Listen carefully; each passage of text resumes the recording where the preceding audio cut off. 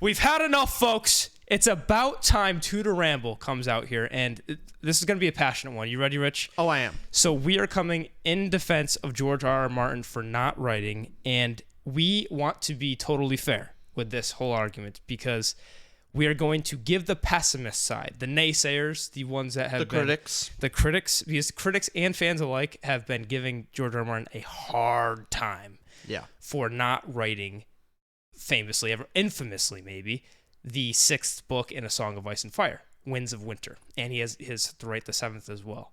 Now we're going to steelman this and present the other side, and we will come in defense at the end. We will give our opinion after presenting this very briefly. So, Rich, everyone knows this, but the Song of Ice and Fire, the last book, came out in July 2011. Which has been 11 years and 8 months and 29 days ago. Yes. From today of recording. Which is a long time. It has been a long time. There are reasons for this. But and the naysayers say it's been almost 12 years now. And this is George R. R. Martin's magnum opus. This is his main series. And he's also made a lot of promises throughout. Back in 2013, I know he said he was a quarter way done with the book. In 2015, he set projections to being done by the spring. That didn't happen, so he pushed it back to December. And so this is from the side of people that the fans are upset that this has been published, and rightfully so. But we'll get to that. But the naysayers will continue to say then, hey, even in 2019, and I'll be very fair to the pessimists, this is what George R. R. Martin said in 2019 specifically about him finishing his novel. Because at this point, Game of Thrones is coming to its last season, and he needs to get this done. So this is what George R. R. Martin said.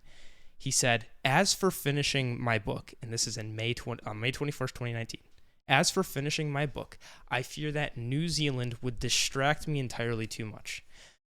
Best leave me here in Westeros for the nonce.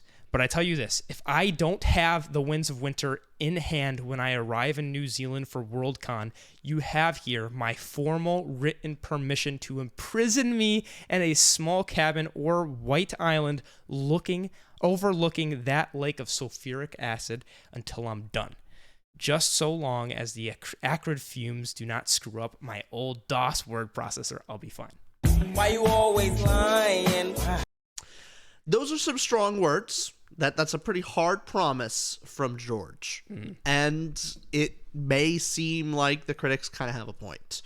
But we'll get into some more nuanced details a little later. We will. And of course, he didn't finish it in 2019. The show came out, and a lot of the pessimists, a lot of the people that are saying, George, you didn't finish it, you didn't finish this, and said basically George ruined the show.